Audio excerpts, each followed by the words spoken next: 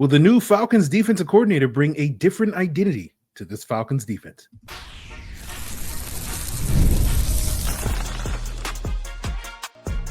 You are Locked On Falcons, your daily Atlanta Falcons podcast. Part of the Locked On Podcast Network, your team every day. Welcome back, everyone, to another illustrious episode of the Locked On Falcons podcast, your daily Atlanta Falcons podcast, part of Locked On Sports Atlanta, your team every day. And today's episode is brought to you by PrizePicks. Go to prizepicks.com/LockedOnNFL. Use code all lowercase LockedOnNFL, and you'll win $50 instantly when you play $5. So if you do not know me, I'm your humble host, Aaron Freeman, a.k.a. Mr. Drew, a.k.a. Sirius Black, a.k.a. Mr. a.k.a.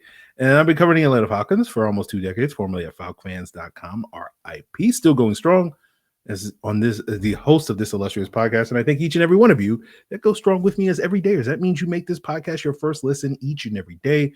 And, you know, it's real easy to become an everyday. All you got to do is subscribe or follow for free on YouTube or wherever you listen to podcasts. So today's episode, we are joined by Jarvis Davis of Locked On Sports Atlanta. We're going to be talking about the Falcons' ongoing defensive coordinator search. We'll be starting the conversation about Kyle Pitts. We had a listener request we talk about Kyle Pitts, but, you know, the Kyle Pitts conversation is going to be so extensive over the next 2 months that, you know, this is just part one of a 7-part series, probably, when we talk about Kyle Pitts. And we'll also talk about, you know, the Falcons needing to upgrade their roster. And it's just not going to be, hey, hire a DC and all of a sudden they're going to fix their defense. But let's start about, you know, the hiring of a DC for the fill the vacancy left by the firing of Jimmy Lake. The Falcons, the latest reports indicate that Steve Wilks, the former 49ers defensive coordinator, is set to interview with the Falcons next week. Lou Anarumo, the former Bengals defensive coordinator, interviewed with the Falcons today on Thursday. The Falcons already have conducted virtual interviews with former Jets interim head coach and defensive coordinator Jeff Ulbrich, Wink Martindale, formerly of the New York Giants, currently with the Michigan Wolverines. Also had a virtual interview earlier this week. So, Jarvis, you know, I've expressed my thoughts on some of these guys. We'll give you the floor to express your thoughts on at least the candidates so far. Sort of, you know, does one or more of these people stand out to you as near the top of your, you know, so-called wish list? Are there guys on this list so far that you're like, I really hope the Falcons don't hire him? Where are you at with this ongoing defensive coordinator search? To be honest with you, like, since it was the last thing you said, like, I think the guy that kind of I have questions about is Lou Anarumo. I understand that, you know, he has a good track record overall, you know, but I would be very interested as to his response would be to what went wrong in Cincinnati, because it was awful. Like, it wasn't like, you know, they took a step back. Nah, they fell off a cliff. You know, that defense was absolutely awful. Joe Burrow was basically putting that team on his back, and that was the only reason they were in the conversation for a playoff spot towards down the stretch. So I don't know if I will be so excited if he were to be named the guy. I'm not saying he's the favorite, but, you know, we talked about this on the Atlanta Football Party about familiarity, right? Like, that matters in the league. And him having Jesse Bates, you know, of course, Jesse Bates is an excellent player, but he was able to highlight him in those defenses and to be good enough and put him in spots where he was able to make plays and be the guy that the Falcons had to fork over some serious bread to bring down here to Atlanta. And obviously, it's worked out very well for him thus far. So that's the guy that I would kind of have some questions about. And the more and more I think about Jeff Ulbrich, I like Jeff. Like, I think he's a solid coach. I think he has a lot of good football knowledge. I think he's a football guy, you know, just from my interactions with him and out there at Flowery Branch and everything and talking with him. But I don't know if I necessarily want him in this particular situation. I don't know if that necessarily makes sense for the Falcons going forward and what they need on the defense side of the football. So for me, I have questions about Anarumo. As far as Jeff Ulbrich goes, I I don't know if that'll be a good fit for this moment. I know he and Rob Boers and all that stuff, like Maria laid out on Atlanta Football Party earlier. But I just don't see that being a good fit at this moment. So, yeah, that's kind of where I am with those guys off the top. But Wilkes is a guy right now that's kind of like my favorite, because I feel I like the idea of bringing more pressure and getting DBs involved, because when DBs get a chance to rush the quarterback, they get real excited about that. Like they appreciate that. Like you see a level of play kind of rise a little bit because they're getting involved in not only, doing what they get paid to do and is being in coverage and everything like that, but when you can get those guys to start putting the quarterback on the ground and give the quarterback something else to think about from that third level pressure, like I think that's something that can add to another thing that our opposing offensive coordinator has to be concerned about. And I think Steve will be able to bring that on each and every Sunday. Yeah, I think you're right there. I shared my thoughts on Lou Anarumo and Wink Martindale earlier this week on the podcast. So if people curious what I think of those guys as candidates, they can go back and listen to that episode. So I'll just stick with Jeff Ulbrich and Steve Wilkes. Ulbrich is kind of, to me, it's just like he seems like a good guy, but like I don't, I said this on the Atlanta Football Party earlier on Thursday. There's no part of his resume that makes me go like, yeah, this is a great hire, because it's like, he had success as a defensive coordinator in New York, but I think the general perception, and whether that's a fair perception or not, is debatable, but the general perception is that Robert Saleh gets a lot of that credit as opposed to Jeff Ulbrich. And so you're just like, what is exactly Jeff Ulbrich's philosophy? Is it, what type of defense is he going to bring here? Is he going to bring a Robert Saleh defense? Is he going to bring a Dan Quinn defense? What exactly is he adding to the mix that's going to be different from what we had last year, where it was kind of Jimmy Lake basically being the guy that was running a Raheem Morris defense, and we saw that he didn't necessarily run that well. And so is it going to be just more of the same with Jeff Ulbrich? And so that's why I sit there a little bit more skeptical of that potential hire. But I agree with you, Wilkes. I feel like Wilkes is a step in the right direction, given how aggressive his defenses are generally when it comes to blitzing and whatnot. And I think it's kind of reminiscent of what we saw in the second half of the season when the Falcons pass rush was getting going, and hoping that, you can also get that type of play from the guys up front in addition to improved secondary play. And so that's the formula for, I think, having a competent defense. Again, I have no expectations the Falcons are going to have a good defense anytime soon, but a competent complementary defense. I think that's really what Raheem Morris wants. That's what he had a lot of success giving Sean McVay in LA these last couple of years, which is like, look, we know the offense is the driver of that bus, but defense just has to kind of hold serve and get the stops, in critical situations, third down, red zone and whatnot, that will allow, them to go out there and win games. And you saw that somewhat work early in the season for the Falcons, and then kind of the wheels fell off after a certain point.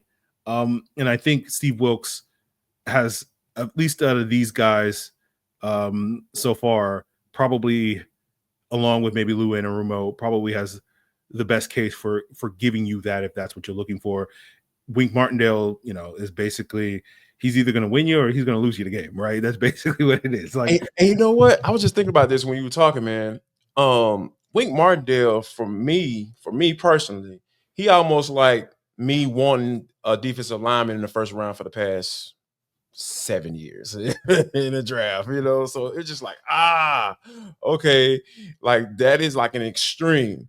I'm settling for Steve Wilkes because Wink Martindale, like, he just fits the profile for me. mm-hmm. Like, you talking about just, he's been around the block, so he understands he can break down whatever scheme, 7 ways of Sunday. If he's the type of guy that, hey, if you want me to run a zone coverage, zone blitzing type situation, yeah, I got you, and he can make it work. That was the difference between a guy like Jimmy Lake. Like you said, you don't necessarily have an identity. Like, Wink has an identity. Steve Wilks has an identity. But if you want me to, cater that to what closer to what you're talking about, I can know how to mix it up, and I know how to get it done, and I can make it work, and I can know how to navigate and mix the two. So I feel like Wink is like that extreme, for me. I was just like, man, I know they're not gonna hire him, but it'd be nice to have somebody like that. So I feel like, Wink would fit that profile for me as to the type of guy that I'm looking for, the way he carries himself, the way he's gonna command that doggone film room when he walks in. And I think he kind of fits that for me. Yeah, I think that's fair. I think that's a great way of describing. He definitely has an identity. Yes, no doubt. And I love it. Like, he's willing to die on that hill too. Yes, and I'm cool with that. I'm so cool with that. Yes. I'm less cool with it, Jarvis, but like I get it. Like, it is. I told somebody this the other day. I don't know if a Wink Martindale-led Falcons defense will be good, but it will certainly be fun and interesting. It will certainly be fun and interesting. We'll be talking about it a lot. It'll be fun to watch. Yes. And it'll be like, well, and then like you go cover 0 and you give a 40-yard touchdown to end the game. It's like, well, that's Wink being Wink. That's that's just what we're gonna do, baby. You made that bet. You knew what you were getting when you got Wink Martindale. So it's either he's gonna get that cover 0 blitz, get the sack that wins you the game. He might give you that cover 0 blitz that's gonna lose you the game. And so like that will be interesting. That's why like I'm with you. I don't feel like that's the direction they're gonna go, but it will certainly be an interesting conversation if they do go in that direction. And then we'll probably have more coaches and candidates to talk about in the coming days and weeks. And of course, we'll continue to discuss those. But I want to move the conversation, Jarvis, because it's like who they hire as a defensive coordinator to me is like a step one in the multi-step process to improving this defense. And that subsequent steps is going to be going out there and, adding players. And so I want to talk about that as we continue today's Locked On Falcons. Look, guys, it's playoff time, and if you're like me, you're trying to make the most of these final weeks of the football action, and that's where our sponsor PrizePicks comes in. If you love football, you want a chance to win real money while watching the games, PrizePicks is the place for you. It's easy on PrizePicks. You just pick more or less on their player stat projections, whether it's total passing yards or rushing touchdowns, for a shot to win up to 1,000 times your money. And with over 10 million members and billions, I said billions, in winnings, it's clear that the people are loving this platform. I love the platform. I've been taking more on Darnell Mooney all season long, but now with the playoffs and the Falcons season being over, like I'm looking at it and I'm like, hey, Derrick Henry, more, 0.5 touchdowns. Jahmyr Gibbs, more 0.5 touchdowns. Like, they score 1 touchdown, boom. That's how you win your money. So that's how easy it is. Download the PrizePicks app today and use code LOCKEDONNFL, and you'll get $50 instantly after you play your first $5 lineup. Again, use code LOCKEDONNFL to get $50 instantly after you play your first $5. PrizePicks, run your game. All right, guys, let's talk about this multi-step process, right? Step 1, hire a new defensive coordinator. That's an important step. You got to figure out what direction you want to go, but it's step 1 of what I would say is probably 4 or 5 steps. And how you want to order the steps.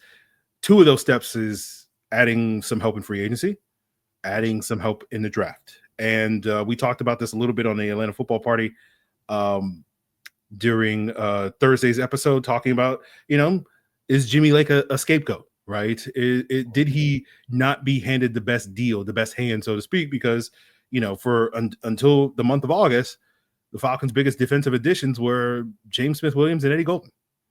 And then they drafted a bunch of projects that were not necessarily impact players. Now, they did add Matthew Judon and Justin Simmons in August, and we were very excited about those moves because, when you're a thirsty man in the desert, you'll drink anything. And, hindsight kind of tells us that like those moves didn't work out the way that we thought they would.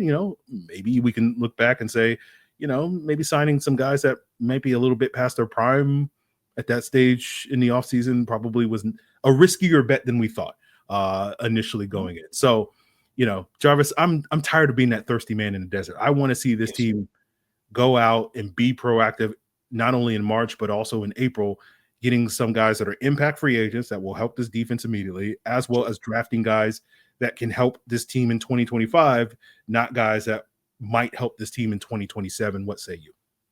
Man, like if the first step for as getting through this process to be able to have a solid defense. I know you don't want to use the word good, so we'll just go with solid for now. Because Solid work. That works. January, man, we got time, bro. Yeah, We got plenty of time now. That's step one. Step two is you got to find another edge rusher, dog. Like a starting caliber edge rusher, right? Like, and I would prefer that not be in free agency, to be honest with you, because those guys cost a lot.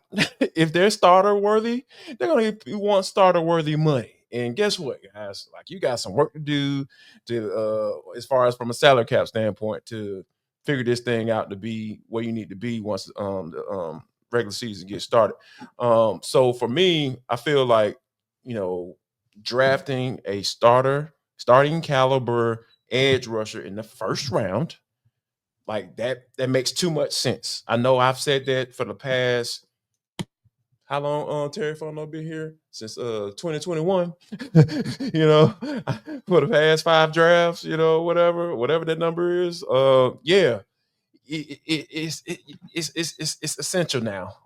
This isn't like an option. Like, it ain't no more BPA, best player available, all that stuff, man. You have to get somebody that you can pin in the starting outside linebacker spot, because essentially with Lorenzo Carter gone, you're not going to re-sign Matthew Judon. Yeah, man, you have to get somebody in that's starter worthy at the outside linebacker /edge spot, if that is the same type of style base defense that you're going to be running. So, it's like, that's why you got to start with the defense coordinator. Okay, what are we going to run, coach? We're going to continue with the personnel that we have. Okay, with the personnel that we have, they're going to take a look at it and say, all right, cool. I feel like we got some guys that we can make that work.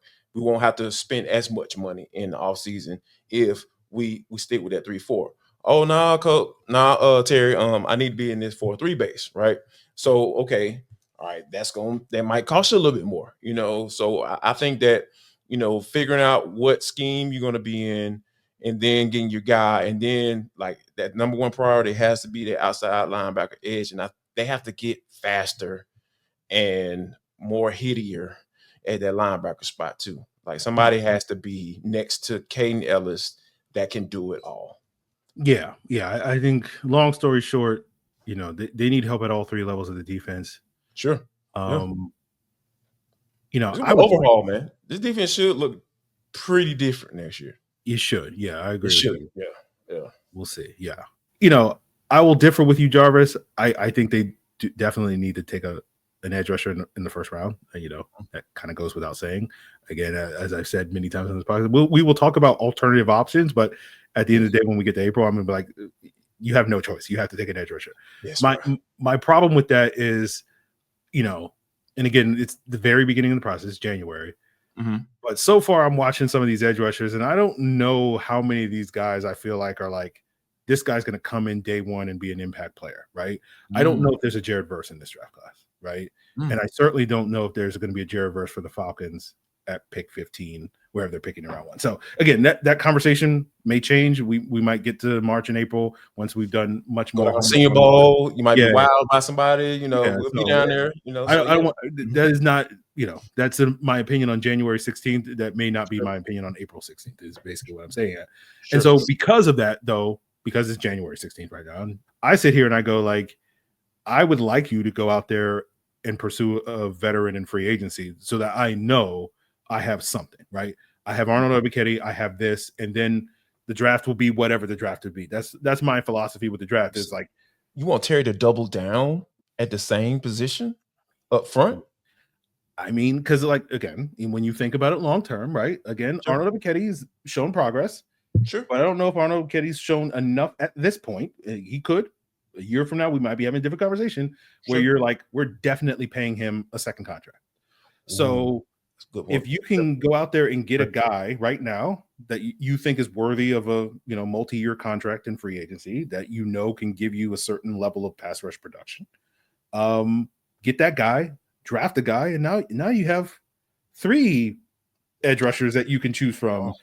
And it's like, hey, if someone goes down with injury, if that rookie's a little sluggish out of the gates, hey, you're still sitting pretty. No one's Braylon Trice gives you something coming off an injury. At that point, Braylon Trice is gravy. At that point, if he gives you something, you're great. If he doesn't, you're not worried about it, right? You already have 3 capable. So that's kind of how I see it. But obviously, we'll have to sort of see if the Falcons see it the same way. Usually they don't see it the same way I see it. So yes, of course, yes. Unless it's all-world running back or something like that. Like something that we, like the world don't really care, guys like me don't care about. You know what I'm saying? Like I care now, but I didn't care before. No, sir.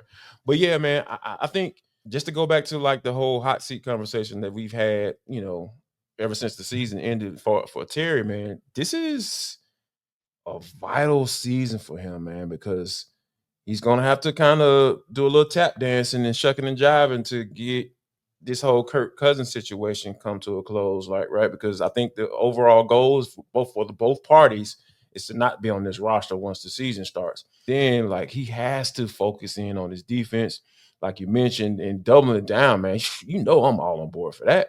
Draft a guy in the first round and bring in a free agency that can contribute, like not and really put some pressure on the quarterback. So yeah, I'm all on board for that. But I think another thing that I know some people have kind of been focused on, and it's always in the back of my mind, I think solidifying that position opposite AJ Terrell, right? So I think you have to get somebody young and promising. I don't know if Clark Phillips is that guy. I feel like Clark can be a dime type corner for you. He has his moments sometimes. He has to think about that, meaning that, hey, man, let's get somebody in there that can be the starter for at least 2 years next to AJ, because you have the opportunity to have a really freaking good secondary. If DeMarco Hellams comes back healthy, I mean, I like the way he plays. There was a conversation, there was a battle there going on, that I felt like he was probably going to win, with Richard Grant opposite before they brought Justin Simmons in. That's why they brought Justin Simmons in, because, like they ain't want to have Richard Grant as a starting strong safety for this squad. So that makes all the sense in the world when you kind of look back. It just didn't work out like they thought it would. But yeah, man, this is a big, big, big year for Terry. And if he doesn't pass this, it'll be hard for you to make a case to bring that man back. I know I've said about the whole quarterback situation, and you get a lot of grace for that. But man, if you don't get this defense right, first of all, Rock got to get the defense coordinator hired right. But man, fixing this defense, going through the process, weighing out options, and making sure you're prioritizing upfront pass rush help, early on in the draft, it's like he gonna have to earn his money this offseason for sure. Yeah, well, the good thing is, Terry can just look back at what they did in 23 when they hired Ryan Nielsen and went out and signed a bunch of free agents that offseason as a template. I know they don't have the same amount of money to spend this offseason. I miss Ryan Nielsen, man. I miss him. I would like give him a hey big head text. Like, come on. Like, just text the man. You know what I'm saying? We sorry. We chose Jimmy over you. We sorry, man. Like, you come on back, man. Yeah. So, we'll see what the Falcons do this offseason. But again, yeah, I do want to emphasize that yes, the defensive coordinator hire is important, but don't make the mistake of just like that person's going to magically snap his fingers and just suddenly transform the Falcons defense just pure through scheme to make them a good Jimmy's and Joe's, people. Yes. Jimmy's and Joe's. Yes. It matters. It does. And we'll wrap up today's episode talking about Kyle Pitts, right? As I said, like, it's going to be an ongoing conversation for the next 2+ months. We'll see how it all plays out. But, what happens with Kyle Pitts? And we'll break that down as we wrap up today's Locked On Falcons. This is a message from our sponsor, Intuit TurboTax. Taxes was waiting, wondering, and worrying if you were going to get your money back, and then waiting, wondering, and worrying some more. And now Taxes is matching with a TurboTax expert who can do your taxes as soon as today. An expert who's going to give your taxes their undivided attention as they work on your return while you get real-time updates on their progress so that you can focus on your day. An expert who will find you every deduction possible and file every form, every investment, and everything with 100% accuracy. All so you can get back your money back guaranteed. No waiting, no wondering, no worries. Now this is Taxes. Get an expert now at TurboTax.com. Only available with TurboTax Live full service. Real-time updates only on iOS mobile app. See guarantee details at TurboTax.com/guarantees. So obviously Jarvis mentioned this, lots of talk about what's going to happen with Kirk Cousins. Also a lot of talk about what's going to happen with Kyle Pitts. Now, as I've stated before, Kirk and his agent pretty much control what's going to happen with Kirk Cousins. So we'll just wait over the next 2 months for those guys to make a decision, and we'll be here. What we want to do, yeah. Be here. Whenever you guys make it, Mike and Kirk, when you make a decision, he was posted down. But until then, the Falcons can talk all they want about what we want to do, and all right, okay, falls in that court. But they do have a lot more to say about the future of Kyle Pitts, right? They kind of hold the keys to what's going to happen with Kyle Pitts, right? Been a lot of speculation over the last month or so about a potential trade. I mean, there's been speculation about trading Kyle Pitts for longer than the last month or so, but that speculation has heated up. I'll be fascinated to see how Terry Fontenot handle this, because it kind of will give you a gauge of sort of maybe some of the internal power dynamics of Flowery Branch, where, because Terry Fontenot is the general manager, Kyle Pitts was his first pick. You would assume that he would be much more in favor of keeping Kyle Pitts and trying to, maximize that investment that the Falcons already made. While I think the coaching staff has kind of told you what they feel about it. Actions speak louder than words. Yes. And their actions are like, we don't care about Kyle Pitts. And the simple evidence for that is, Charlie Warner outsnapped Kyle Pitts after the bye week, 234 snaps to 210 snaps. So Kyle Pitts was technically the backup tight end in the last 6 games of the season, just if you're looking at snap counts. So I am a very outspoken Kyle Pitts apologist, Jarvis. I believe that Kyle Pitts is a very talented player that, certainly bears some responsibility for some of his shortcomings, the drops, the questionable route running, all that stuff, not absolving him of blame for that. But I also feel like he was kind of wasted this year, right? Like I feel like, Kyle Pitts is a Lambo, Charlie Warner's a minivan, fully loaded minivan, TVs in the headrest, all that stuff, no slight at Charlie Warner. But I feel like there were 4 or 5 games this year where the Lambo was doing Lambo things. And then there were 4 or 5 games where the Lambo was not doing great things, and it was broken down on the side of the road and all that stuff, right? If you're following the analogy. But that's only half the season. The other half of the season, I feel like the Lambo was in the garage collecting dust. And I just go like, you have a Lambo. Why is it in the garage? I get it. Hey, Zach Robinson, Falcons offense, you don't want a Lambo. You're doing some Costco runs. And so the minivan feels a lot more valuable when you're running errands to and fro, racking up mileage. But for me, I kind of look at it like, at some point, you're going to want that Lambo. That's all I'm saying. And if you don't know how to use that Lambo, then we move on from the Lambo. But I'm just like, I'm biased, Jarvis. I appreciate the value of a minivan, but I'm just like, that's a Lambo. It's a Lambo. But I'll let you speak on it. I love this analogy. Here's why. Because, my brother, who was a big time car guy, huge car dude, right? He always told me, he's like, man, don't ever buy a used luxury vehicle. But this Lambo is in a league where coaches have the biggest egos. They have the biggest egos in the world, specifically offensive play callers, right? So they feel like they can maximize that Lambo. Y'all don't know how to use that Lambo. Let me get that Lambo. Guess what? Terry should listen, right? Here's why. Because you know what that Lambo will bring back? Lambos depreciate as soon as you drive it off the lot, baby. But guess what? You're in a situation where a coach might give you a call and say, you know what? I'll give you a little bit more than what you owe on that thing. Cause they still owe something. You know what I'm saying? They owe about 10 mil on that Lambo. You know what I'm saying? Like, since you owe about 10 mil on that Lambo, let me give you something that can help you all build your team, build your future. How about a third round pick? You know, a third round pick, that'll get because you don't have one. Let's get you this third round pick. And so if that Cincinnati area code, a team that's about to lose T. Higgins, because they ain't about to pay that man. We know they ain't about to pay that man. If I lose T. Higgins, hey, we get somebody that can run in the slot for, be a lot cheaper than at 10 mil, and we can potentially replace T. Higgins.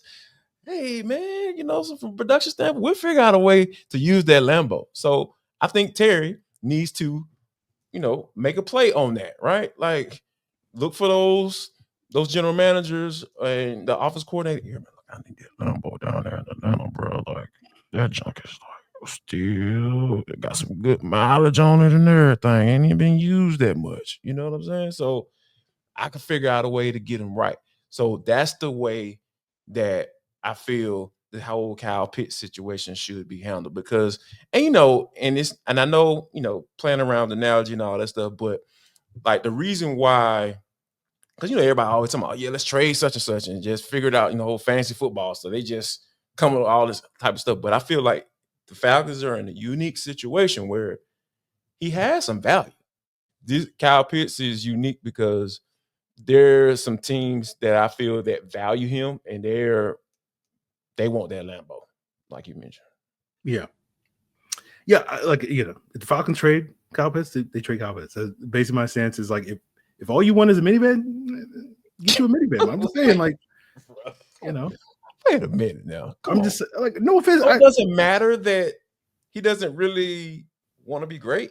Like, that don't matter to you? It does matter to me, but like at the same time, I'm just like, you can't figure out. Like, I don't need you to want to be great to outrun a safety. You know what I'm saying? Like, can I team up away on a wheel route or something like that? If I can just throw you the ball in the flat and you can just juke a corner or something like that. That doesn't require greatness for me in my eyes. Like, that requires you to basically be Kyle Pitts, 6'6", 240 pounds, runs a 4.4. I've seen this, like, Jarvis, the debate on Kyle Pitts is again, this is an ongoing conversation. Sure. I watched the film. This guy does not suck. All right. Like, he may be disappointing. Absolutely not. He may be disappointing based off of where he was drafted and all that stuff. But this is a guy that can help you win football games if you're willing to get the Lambo out the garage. He wants to help you win football. Okay. All right. Well, that's a big if. And Ra, the way I know Ra, I'm not saying that I know him personally, but how he carries himself, there are certain coaches that ain't gonna put up with that crap. That's fair. You know what I'm saying? They're not gonna put up with that. And I don't care how good you are. Like that, like I said, if you can't be an asset to me, I'm gonna find a way for you to be an asset. And that is get some draft capital in return, so I can bring somebody in here that I don't have to ride in order to play football. I just hope that replacement brings you a little bit more juice than a minivan. That's all I'm asking. That's, give me an SUV. That's what I want. Give me a fancy, full size SUV or something like that. That's all. What about 130 tackle stand up linebacker that can cover anybody in the league and he can give you 17 games? I get it. You take away from this part to help this other part of the roster. I get it. It breaks even, but I just go like, that guy can help you win. And like, you mentioned Cincinnati. Like, I've seen what Hayden Hurst has done in that offense. I've seen what Mike Gesicki can do in that offense. I go like, Kyle Pitts in that offense. Okay. Hey, man, I'm telling you, man, Joe Cool would love him. I promise you, Joe Cool would love him. Yeah. Okay. Well, part 1 of a 7-part series of talking about Kyle Pitts. It's coming. This is not the definitive Kyle Pitts conversation, but this is just at least so people can understand where we kind of stand on this issue. I'm sure there will be lots more developments in the coming weeks, especially once we get to combine time, when teams can get together and people can be like, hey, I have agents are like, I have a client that's, looking for, and teams are like, hey, GM, we're not talking on the phone. We can actually talk in In the person same about room. various things. So Ain't nobody else around. It's just you and I talking. yeah, we can Okay. we can just talk. So Yeah. we'll see what develops with Kyle Pitts. So again, this was one of many conversations that we'll be having about Kyle Pitts, as well as the defensive coordinator search. Of course, with Jarvis Davis of Locked On Sports Atlanta. Make sure you check out all the great shows over on Locked On Sports Atlanta to get more insights on this Atlanta Falcons team. Of course, this weekend's action, playoff action. And so, check out, Derrick Henry and Jahmyr Gibbs and all those guys this weekend. Locked On NFL is going to have you covered all weekend long to give you the biggest scoops on what's going on in the playoffs, what's going on with all the various coaching searches and all those various things. It's all part of Locked On Podcast Network, your team every day. Happy birthday, Tabitha.